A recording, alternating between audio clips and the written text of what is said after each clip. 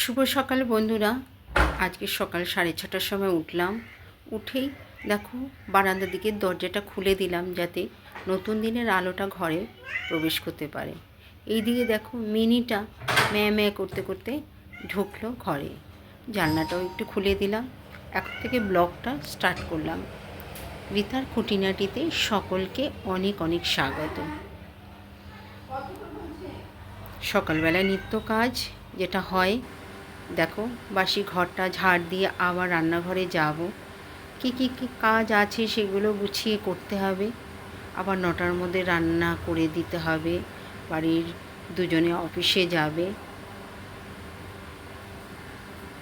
কয়েকদিন ধরে শরীরটা এতটাই খারাপ, সংসারে কোনো কাজই করতে ইচ্ছে করছে না, কিন্তু করতে হবে। কারণ তোমাদের দাদা ভাই মেয়ে অফিসে খেয়ে যাবে, তাদেরকে তো গুছিয়ে গাছিয়ে দিতে হবে।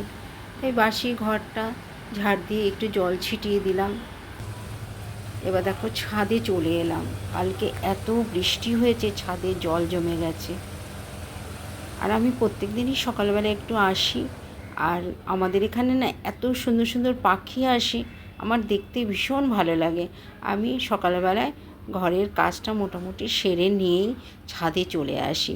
আজকে একটু দেরি করেই এলাম, কারণ বৃষ্টি পড়ছিল, তাই আসতে পারিনি। এখন একটু বৃষ্টিটা কমেছে, এখন একটু ভাবলাম না একটু ছাদ থেকে ঘুরে আসি।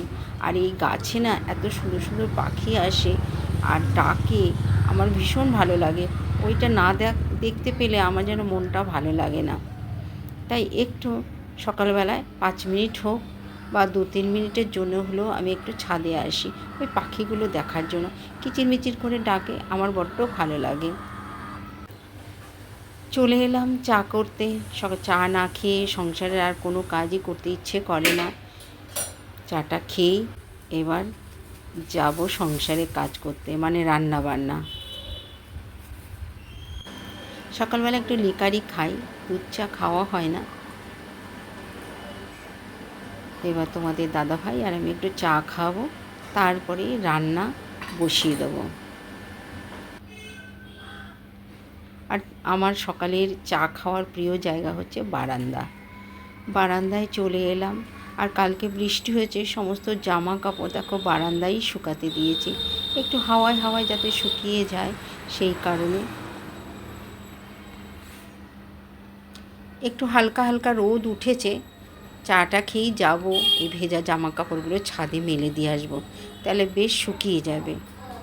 আবার তো দুপুরে স্নানের সময় অনেক কাচাকুচি করতে হবে। যদি বৃষ্টি না হয় খুব ভালো, আর না হলে তো অবস্থা খুব খারাপ। যাই হোক, চাটা শান্তিতে খাই।